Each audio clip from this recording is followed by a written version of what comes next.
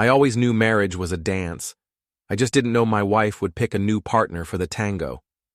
My name is Daniel Cooper, and I'm a financial advisor in the suburbs of Columbus, Ohio. 40 years old, decent job, nice house, and what I thought was a solid marriage to Lisa. We've got a 12-year-old daughter named Katie, who's been dancing competitively for 3 years. That's where this whole mess started. Before we dive deeper into this story, I have one small request. Please subscribe, drop a like, comment, and hit that hype button to boost this channel so more people can discover these incredible Reddit stories. It was a Tuesday in March when Lisa came home glowing like she'd won the lottery. She practically floated through our front door, her cheeks flushed and her eyes sparkling in a way I hadn't seen in years. "Dan, you won't believe what happened at the studio today," she said, dropping her purse on the kitchen counter with more enthusiasm than she'd shown for anything in months. "Let me guess," I said, looking up from my laptop where I was reviewing client portfolios.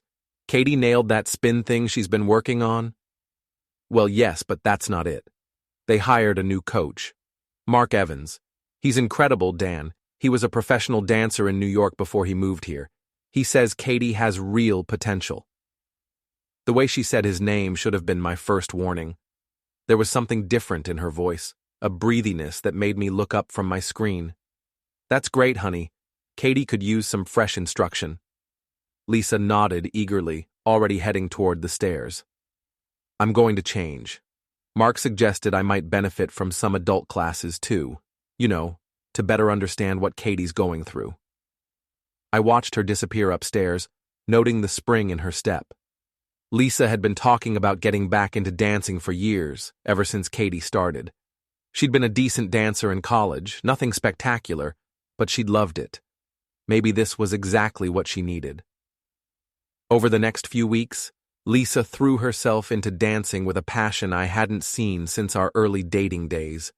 She bought new workout clothes, started doing her hair differently, and began wearing perfume again. Not just any perfume, expensive stuff that made our bathroom smell like a department store. "You're really getting into this dancing thing," I commented one evening as she headed out for her third lesson that week. "It's amazing, Dan. Mark says I have natural rhythm. He thinks with enough practice I could even compete in the adult division." She kissed me goodbye, a quick peck that barely grazed my cheek, and I caught that expensive perfume again. Something nagged at me, but I pushed it down. Lisa deserved to have something that made her happy. The first real red flag came 3 weeks later. I was balancing our checking account when I noticed some unusual charges. Expensive dinners at restaurants I'd never heard of, charges at a boutique downtown, and a particularly interesting one from the Marriott downtown. "Hey, Lisa," I called out. She was in the living room, stretching on her yoga mat while watching some dance competition show. "What's this charge from the Marriott? Did you have a business lunch there?" She didn't look up from her stretching. "Oh, that. Mark and I grabbed coffee there after my lesson. They have that nice lobby cafe." $68 for coffee? We got some food too. I was starving after practice. The explanation made sense, but something in her tone felt off. She was still not looking at me, focusing intently on touching her toes as if it required all her concentration.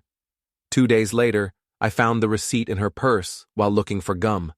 I wasn't snooping, at least, that's what I told myself.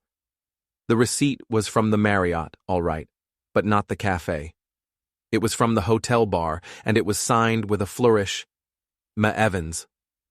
That night, I lay awake listening to Lisa's breathing beside me, my mind racing. The receipt could mean anything. Maybe they'd moved from the cafe to the bar. Maybe Mark had paid and she'd reimbursed him. Maybe I was being paranoid. But paranoid or not, I started paying closer attention. Lisa's schedule became increasingly erratic. Dance lessons that used to be an hour stretched to 2, then 3. She started having practice sessions on weekends, leaving Katie with me while she went to work on her technique. She'd come home flushed and energetic, talking non-stop about what Mark had taught her. He has this amazing way of explaining the connection between partners, she gushed one Saturday evening. It's all about trust and letting yourself be vulnerable. He says, I'm finally learning to let go. I was grilling burgers in the backyard. Katie was inside doing homework, and Lisa was sitting on our deck chair, looking more relaxed than she had in months. Sounds like you're really connecting with his teaching style, I said, flipping a burger with more force than necessary. He's just so patient, and he really sees me, you know? Not just as Katie's mom or your wife, but as Lisa, as a woman with her own dreams and potential. The way she said it made my stomach clench. I'd heard that tone before years ago when she used to talk about me that way. That night, I did something I never thought I'd do. I checked her phone. Lisa had always been casual about her phone, leaving it lying around, never bothering with complicated passwords. Her passcode was Katie's birthday, same as it had been for years. I told myself I was just checking to see if I was being crazy, that I'd find nothing and feel guilty about snooping. I found everything. The text messages stretched back 6 weeks. They started innocent enough. Questions about dance steps, scheduling lessons, casual conversation about Katie's progress. But they'd evolved into something else entirely. Mark, you looked beautiful today. That blue dress really brings out your eyes. Lisa, you're sweet. Dan never notices what I wear anymore. Mark, his loss. You deserve someone who appreciates how special you are. Lisa, I've been thinking about what you said, about taking risks. Mark, life's too short to play it safe. You only get one chance to really live. The messages got progressively more intimate. Plans for private lessons, complaints about me, how I was boring, predictable, more interested in spreadsheets than romance. Mark's responses were perfectly calculated, sympathetic and encouraging, painting himself as the understanding alternative to her dull husband. The most recent exchange made my hands shake. Lisa, I can't stop thinking about yesterday. When you held me during that slow dance. Mark, I felt it too. The connection between us is undeniable. Lisa, I know this is wrong, but I've never felt so alive. Mark, wrong? Following your heart is never wrong. Meet me tomorrow, not at the studio, somewhere we can really talk. Lisa, the Marriott, room 247? Mark, I'll be there at 2. Wear the red dress. The timestamp showed this conversation happened earlier today. I checked the clock, 11:30 p.m. Lisa was supposed to be at a late practice session tomorrow, which apparently meant she'd be at the Marriott at 2 p.m., wearing her red dress, in room 247 with Mark Evans. I set her phone back exactly where I'd found it and went to the bathroom. I stared at myself in the mirror, noting the crow's feet around my eyes, the slight paunch around my middle, the thinning hair I'd been pretending wasn't thinning. 40 years old, comfortable, predictable Daniel Cooper. Everything Mark Evans apparently wasn't. The smart thing would have been to confront Lisa immediately. Ask her straight out what was going on, give her a chance to explain, maybe even save our marriage. But I wasn't feeling particularly smart. I was feeling angry, betrayed, and curious about just how far this had gone. So instead of confronting my wife, I decided to follow her. The next day, I told my assistant I had an off-site client meeting and left the office at 1:30. The Marriott downtown was a 15-minute drive from my office, a sleek business hotel that catered to corporate travelers and the occasional romantic rendezvous, apparently. I parked across the street and waited. At 1:55, Lisa's silver Honda pulled into the hotel parking garage. She emerged, 5 minutes later, walking toward the lobby entrance in her red dress, the one I'd bought her for our anniversary last year. Her hair was styled in loose waves, and even from across the street I could see she'd put on more makeup than usual. She looked beautiful. She looked guilty. She looked like a woman about to cheat on her husband. I waited another 10 minutes before Mark Evans arrived. I recognized him immediately from Katie's dance competitions. Tall, lean, probably in his early 30s, with the kind of confident stride that suggested he'd never doubted himself about anything. He wore dark jeans and a button-down shirt, casual but expensive. the kind of outfit that said, "I'm too cool to try too hard," while obviously trying very hard. He disappeared into the hotel lobby, and I sat in my car, engine running, air conditioning blasting, trying to decide what to do next. I could march into that lobby, take the elevator to the second floor, and pound on room 247 until they opened the door. I could call Lisa's phone and listen to her scramble for an excuse. I could drive home and pretend this never happened. Instead, I turned off the car and walked into the lobby. The elevator ride to the second floor felt like the longest 90 seconds of my life. The hallway was empty, carpeted in generic hotel beige, with the kind of lighting that made everything look slightly yellow. Room 247 was halfway down the hall on the left. I stood outside the door for a full minute, listening. I could hear voices inside, muffled, but definitely there. Lisa's laugh, light and musical in a way I hadn't heard in months. Mark's deeper voice, too quiet to make out words but warm and intimate. I raised my hand to knock, then stopped. What exactly was I planning to say? What did I hope to accomplish? The confrontation would be ugly, public, and final. Whatever happened in that hotel room, our marriage was probably over. But did I really want to end it in a scene that would traumatize all three of us? I lowered my hand and walked back to the elevator, but I didn't go home. Instead, I drove to my friend Paul's auto shop on the south side of town. Paul Martinez and I had been friends since high school, and he was the kind of guy who always knew what to do in a crisis. He was also the kind of guy who wouldn't judge me for what I was about to tell him. I found him under the hood of a Ford pickup, cursing creatively at whatever mechanical problem had defeated him this time. "Dan? What are you doing here? Shouldn't you be at work?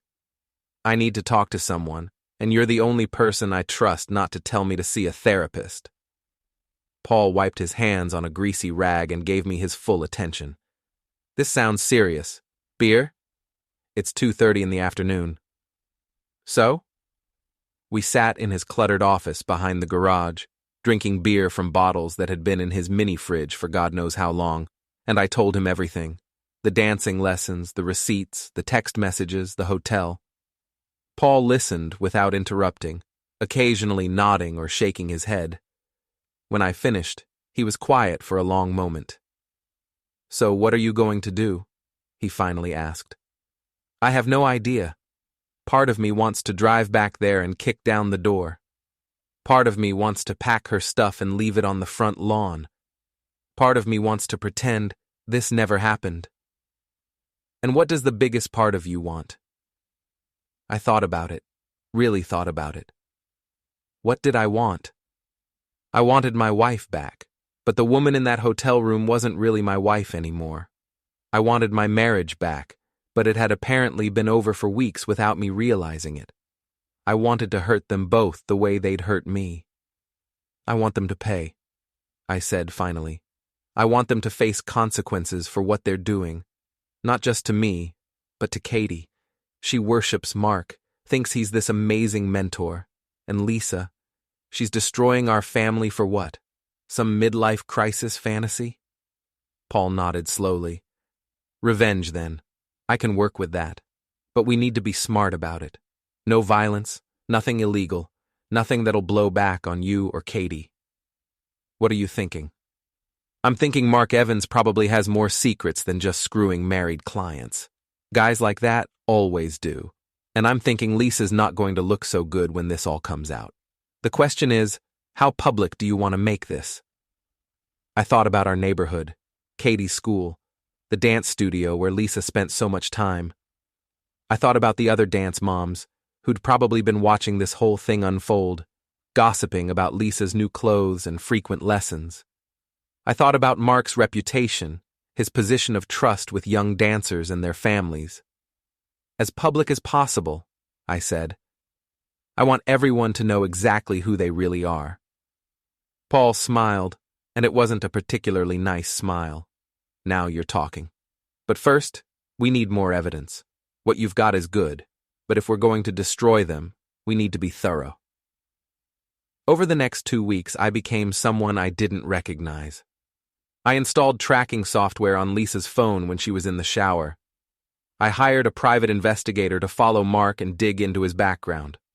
I started documenting everything, every lie, every unexplained absence, every dollar spent on their affair. The PI, a former cop named Janet Walsh, was worth every penny I paid her. Within a week, she'd uncovered Mark's history in New York. He'd been fired from 2 different dance studios for inappropriate relationships with adult students. One of those relationships had ended in a messy divorce that cost the woman her marriage and custody of her children. "This guy's a predator," Janet told me over coffee at a diner downtown. "He targets married women, usually ones going through some kind of transition or crisis. He makes them feel special, desired, then moves on when things get complicated." How many others are there? Here in Columbus, at least 2 that I've confirmed, both married, both taking private lessons, both spending way more money than they should on dance clothes and hotel rooms. The information should have made me feel vindicated, but instead, it made me feel sick. Lisa wasn't special to Mark. She wasn't the love of his life or even a serious relationship. She was just another mark, another conquest in his pattern of destroying marriages. But knowing that gave me power. I started planning my revenge carefully, methodically. I researched Mark's contract with the dance studio, Lisa's position as an event planner with her company, the social circles they both moved in.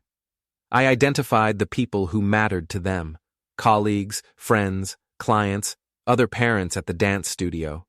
The first phase was subtle.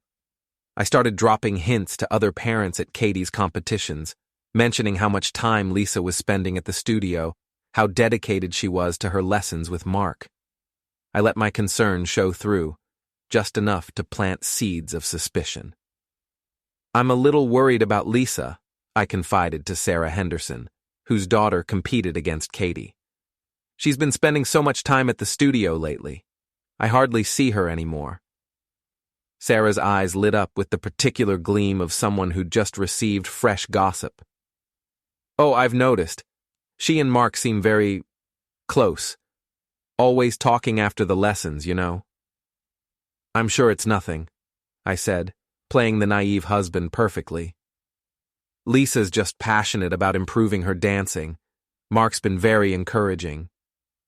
"I'm sure that's all it is," Sarah agreed, but I could see the wheels turning in her head. Within days, the dance studio was buzzing with speculation. I heard fragments of conversations when I picked up Katie, whispers about Lisa's new clothes, her frequent private lessons, the way she and Mark looked at each other.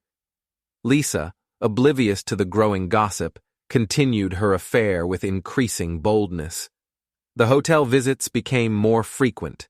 She started taking weekend trips, claiming she was attending dance workshops in other cities.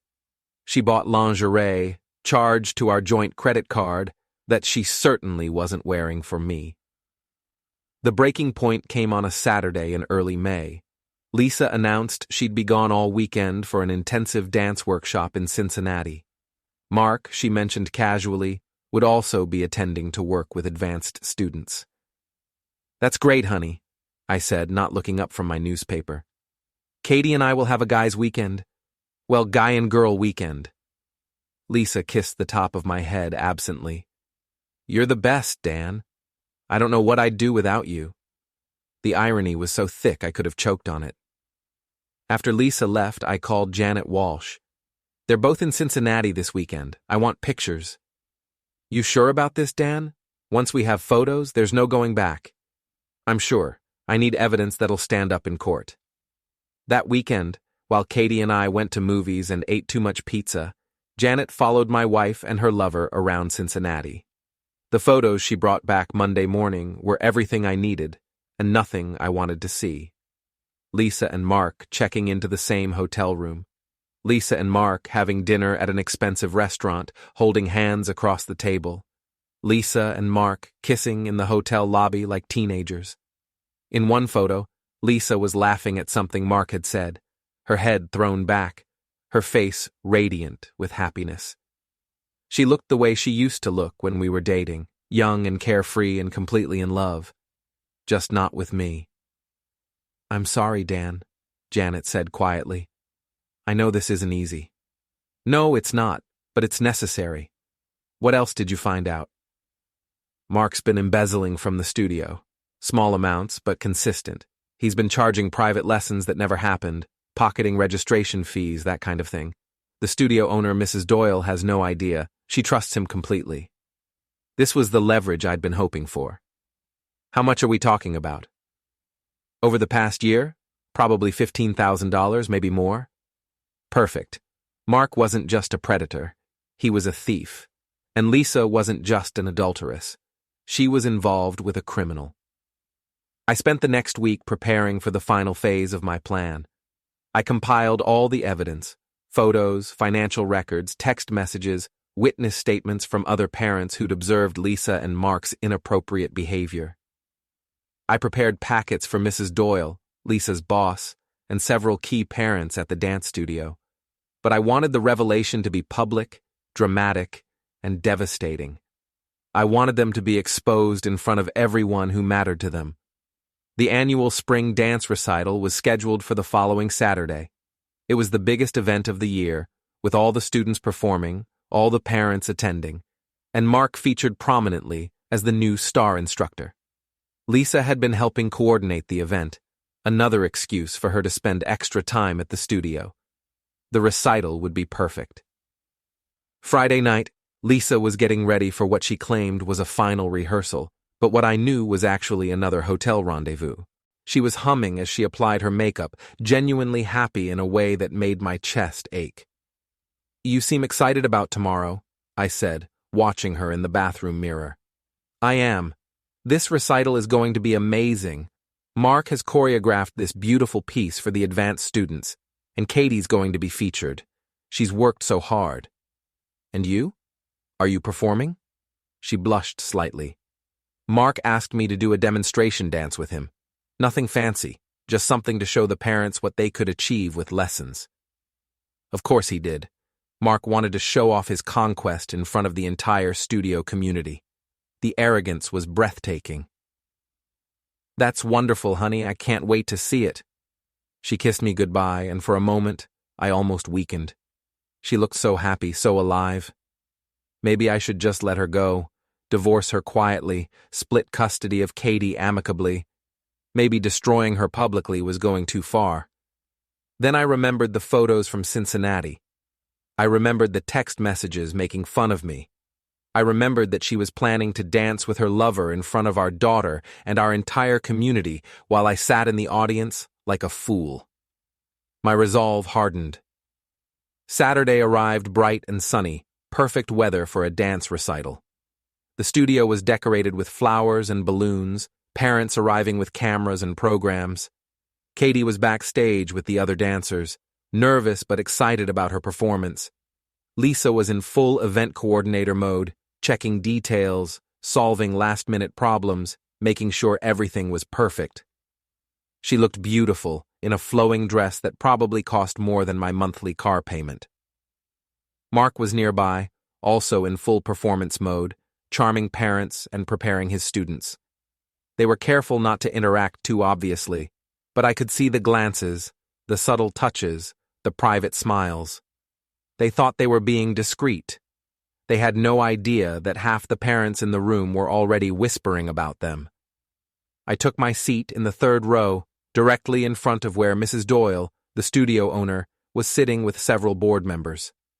I had the manila envelope in my lap, waiting for the right moment.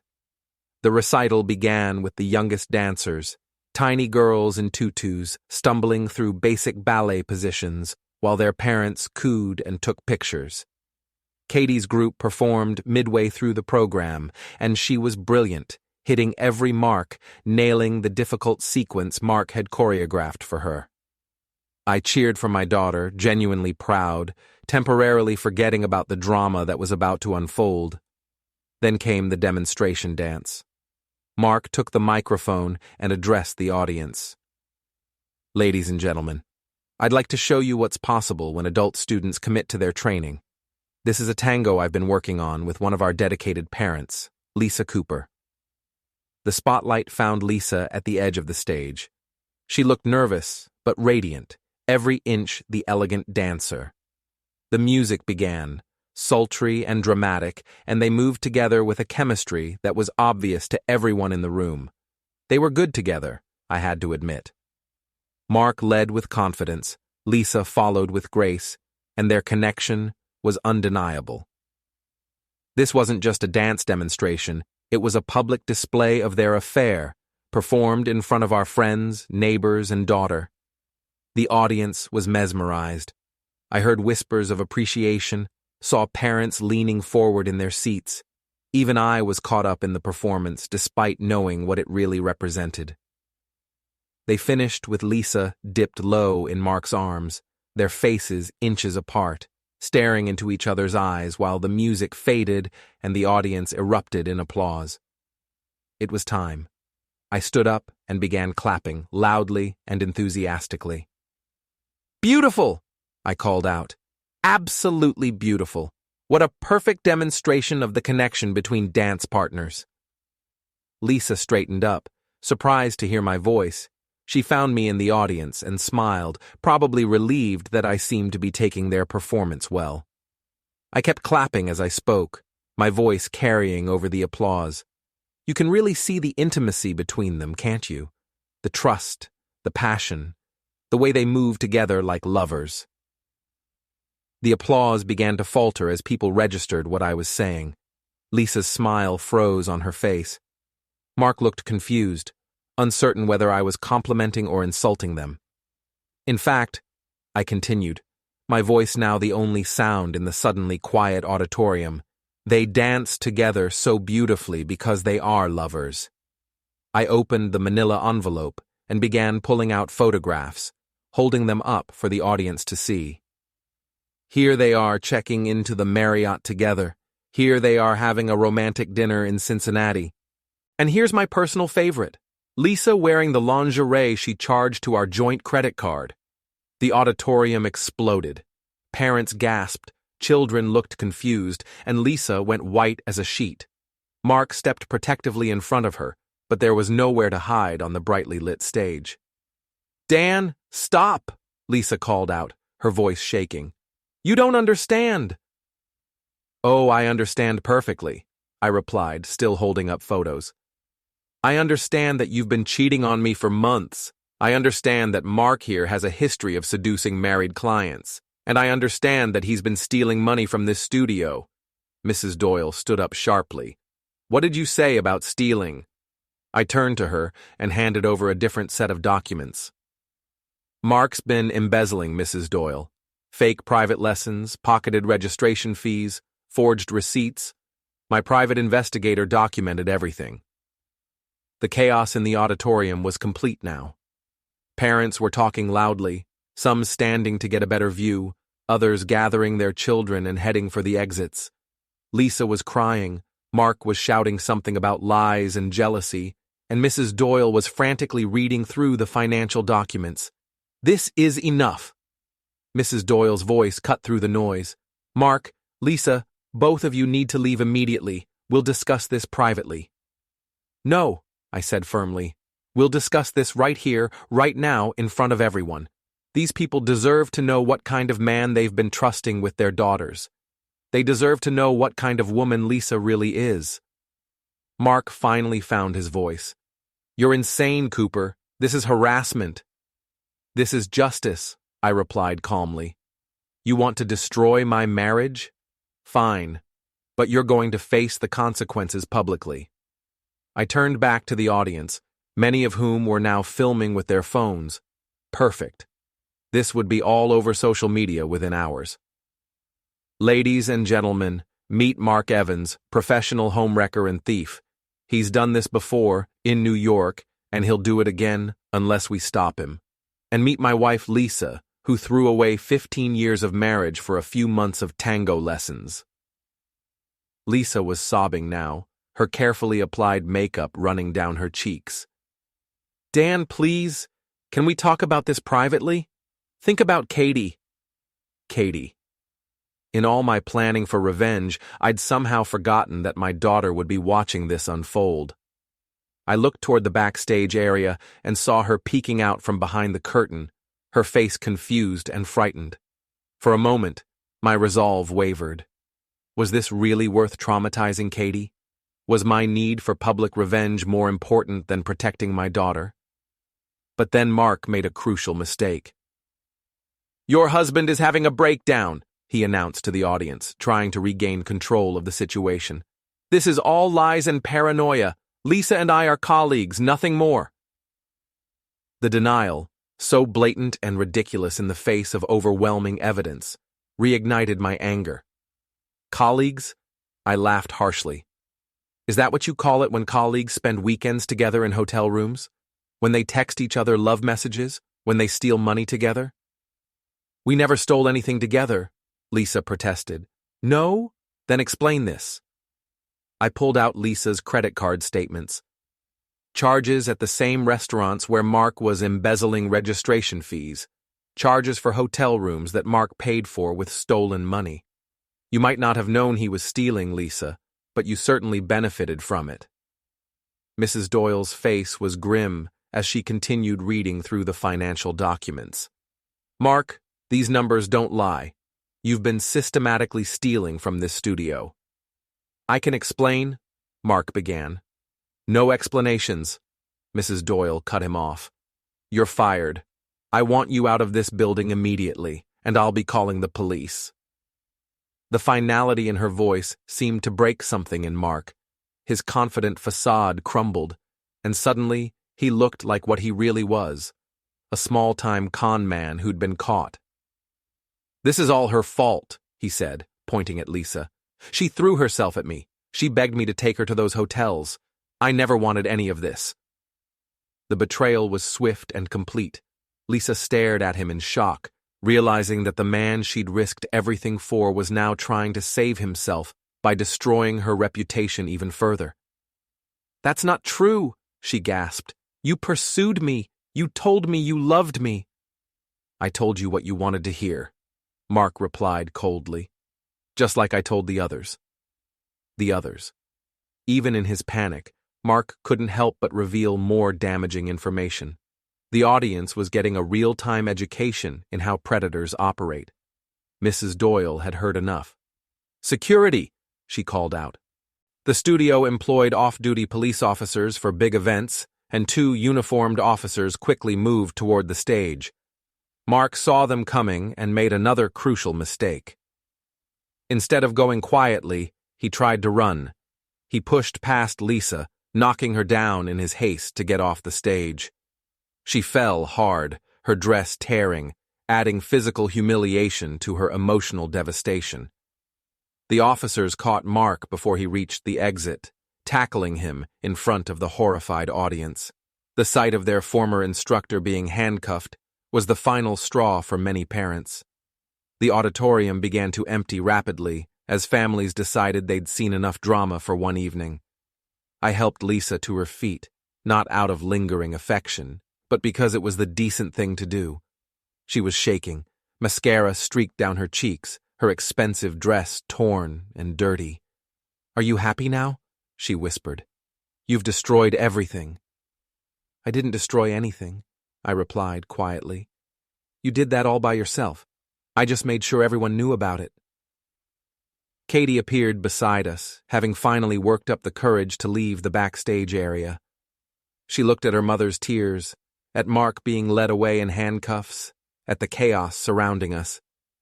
"Daddy, what's happening?" she asked in a small voice. I knelt down to her level, trying to find words that would make sense to a 12-year-old. "Mom made some bad choices, sweetheart. And Mark wasn't the person we thought he was." "Is Mom in trouble?" I looked at Lisa, who was watching our daughter with desperate eyes. Despite everything she'd done, despite the affair and the lies and the public humiliation, she was still Katie's mother. "Mom's going to be okay," I said carefully, "but things are going to be different for a while." Different was an understatement. Over the next few weeks, the fallout from the recital was swift and comprehensive. Mark was charged with embezzlement, and fired from the studio.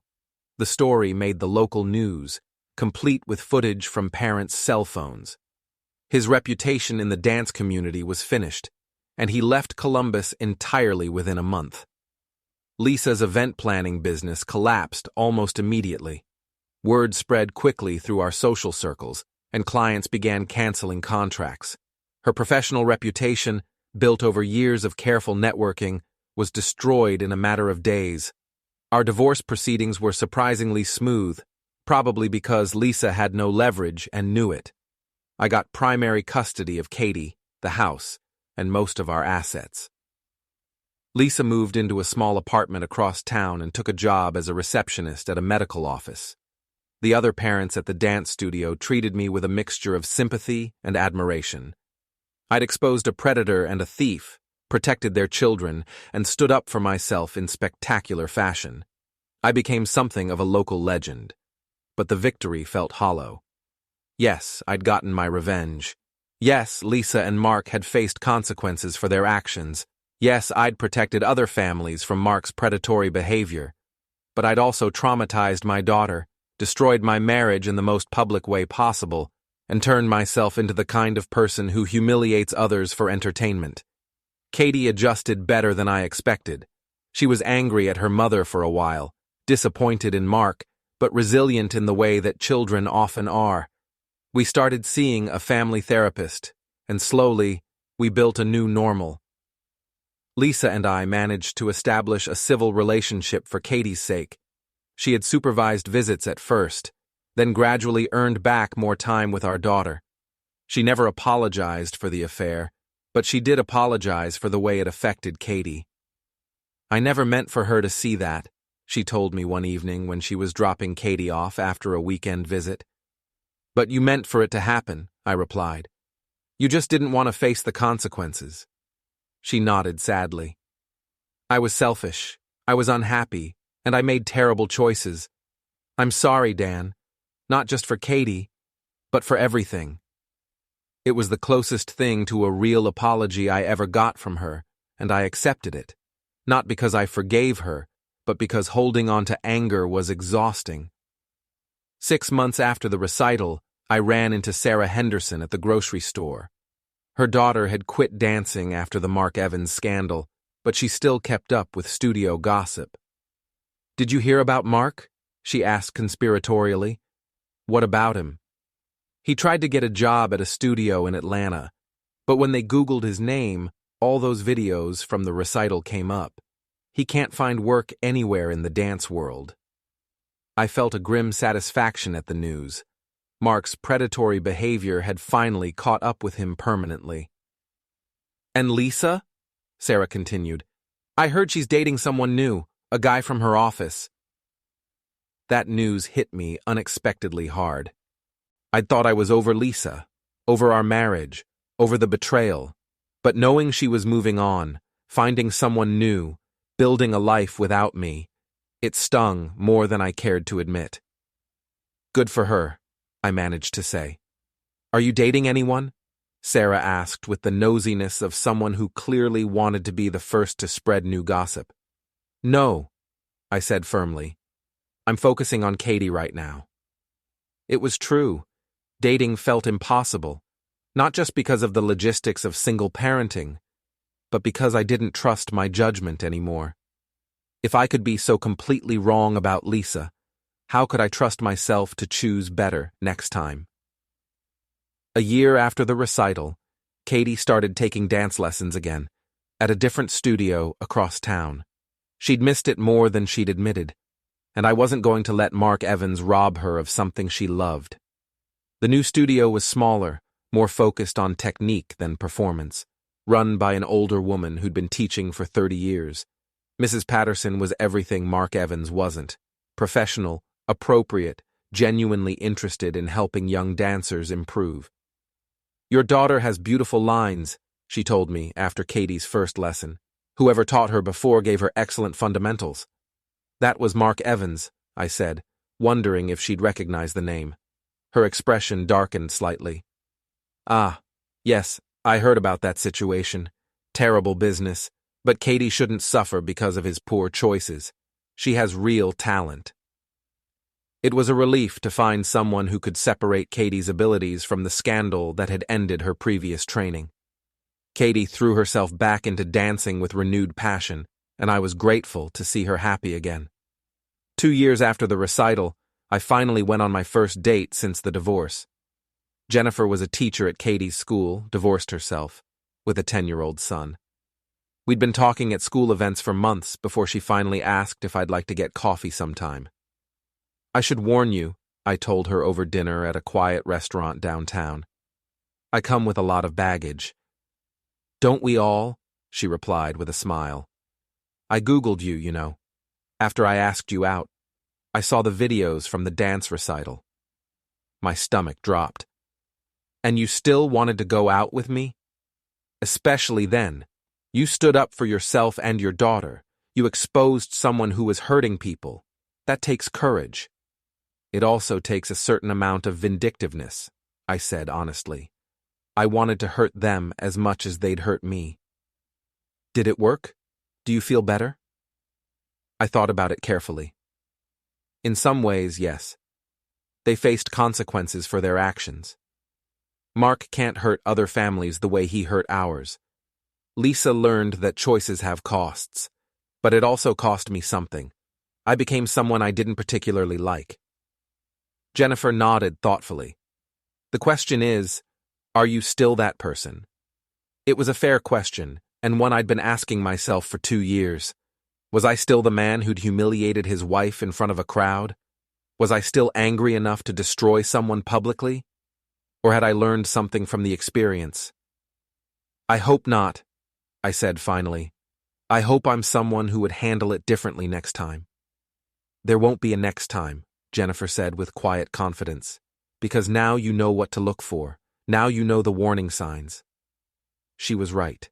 I would never again ignore the red flags, never again assume that love and history were enough to overcome betrayal, never again be caught so completely off guard by someone I trusted. But I also hoped I would never again let anger and hurt drive me to such a public, devastating revenge. The cost had been too high, not just for Lisa and Mark, but for Katie and me.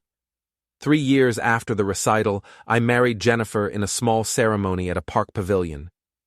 Katie was my best man, her choice, not mine, and Jennifer's son walked her down the aisle.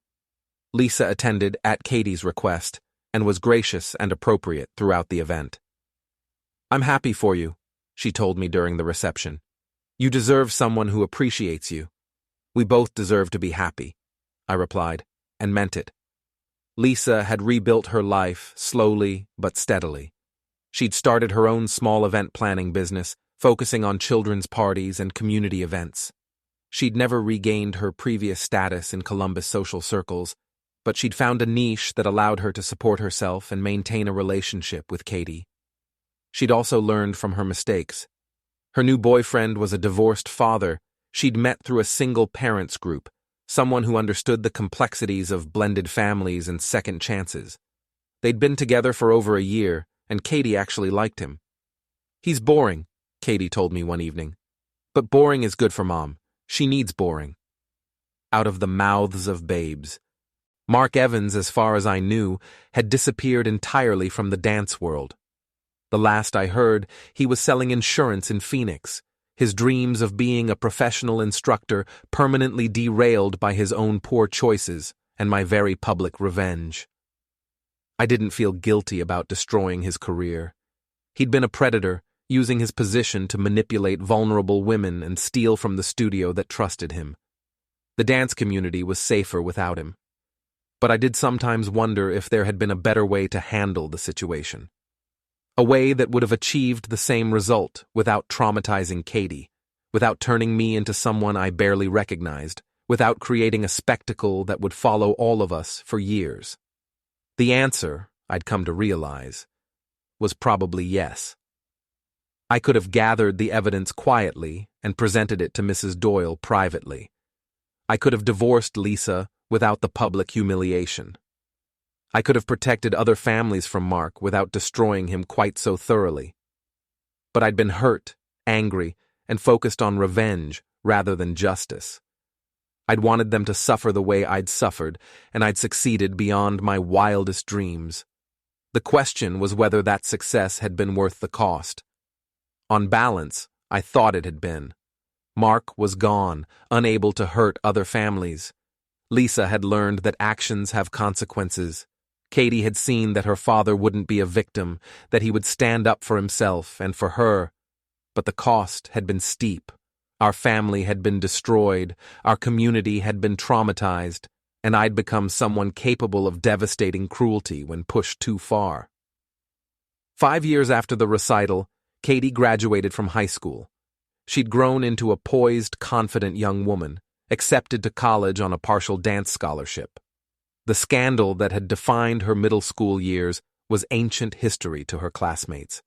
Just another piece of small-town drama that adults whispered about, but kids had forgotten. At her graduation party, I watched her laughing with friends, dancing unselfconsciously to music from a Bluetooth speaker, completely comfortable in her own skin. She'd survived her parents' divorce, her mother's betrayal, her father's revenge, and emerged stronger for it. "She's amazing," Jennifer said, coming to stand beside me. "You should be proud." "I am, but I can't take credit for who she became. She did that herself. You gave her the foundation. You showed her that people who hurt others face consequences. You taught her that she's worth fighting for." Maybe Jennifer was right. Maybe the public humiliation, the dramatic confrontation, the complete destruction of Lisa and Mark's reputations had been necessary. Maybe Katie needed to see that her father wouldn't be walked on, that her family was worth defending, that predators like Mark Evans couldn't operate without facing justice. Or maybe I was just rationalizing my own need for revenge. The truth, as it often is, was probably somewhere in the middle. That night, after the party was over and the guests had gone home, Katie and I sat on the back porch, looking up at the stars. "Dad," she said quietly, "can I ask you something?" "Anything." "Do you ever regret what you did at the recital?" It was the question I'd been expecting for 5 years, the one I'd been dreading and preparing for in equal measure. "Parts of it," I said honestly. "I regret that you had to see it. I regret that it hurt you. I regret that I let my anger turn me into someone cruel." "But not all of it?" "No, not all of it. Mark was hurting people and someone needed to stop him. Your mom was destroying our family, and she needed to face consequences. I just wish I could have found a way to do it that didn't hurt you." Katie was quiet for a long moment. "I'm glad you did it," she said finally. "Really?" "Really. Because it showed me that you loved me enough to fight for our family. It showed me that people can't just hurt others without consequences. And it taught me to recognize the warning signs so I'll never be fooled by someone like Mark." Her words hit me harder than any revenge I'd ever taken. My daughter, the person whose opinion mattered most, understood why I'd done what I'd done. She'd learned from it, grown from it, become stronger because of it. Maybe that made it all worthwhile. "I love you, kiddo," I said, putting my arm around her shoulders. "I love you too, Dad. Thanks for being the kind of person who fights back." As we sat there in the darkness, I thought about the journey that had brought us to this moment. The betrayal, the investigation, the public confrontation, the years of rebuilding. It had been messy, painful, and probably excessive. But it had also been necessary. Lisa and Mark had made choices that hurt innocent people. They'd counted on shame, social pressure, and the desire to avoid confrontation to protect them from consequences. They'd gambled that I would be too civilized, too concerned with appearances, too afraid of making a scene to expose them. They'd been wrong. And in being wrong, they'd learned a lesson that would stay with them forever. Actions have consequences, even for people who think they're too clever or too charming to get caught, especially for people like that. The dance recital had been 5 years ago, but its effects rippled through our lives still. Mark Evans would never again be trusted with young dancers. Lisa would never again take her marriage for granted. Katie would never be naive about people's capacity for betrayal.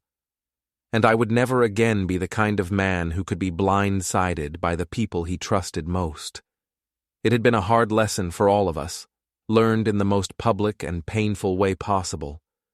But we'd all survived it, grown from it, and emerged as different, perhaps better people.